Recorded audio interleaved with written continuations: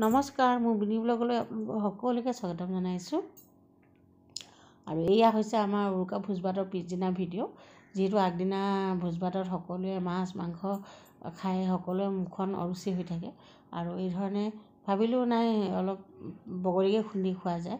আৰু যিহেতু মোৰ ঘৰটোৰ ওচৰতে পথাৰখন লাগি আছে, গতিকে পথাৰতে খাবলৈ গ'লোঁ সকলোৱে, মোৰ মানুহজনৰ লগতে, ভাই বোৱাৰীৰ লগতে, ভতিজাকেইজনীৰ লগত। আৰু এই ধৰণে বগৰী খুন্দি খাই আছিলোঁ।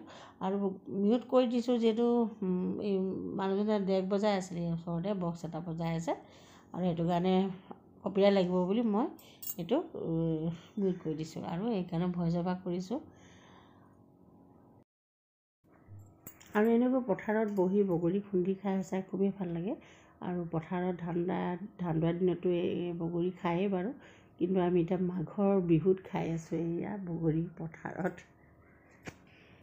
আৰু এই মোৰ ভতিজা ছোৱালীজনীয়ে গোলাবী চাৰাৰা গানটোত নাচি আছিলে, আৰু মই মিউট কৰি দিছোঁ যিহেতু কপিৰাইট লাগিব।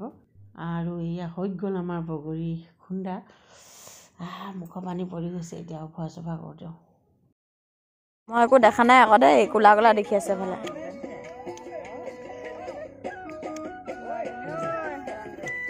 মোলে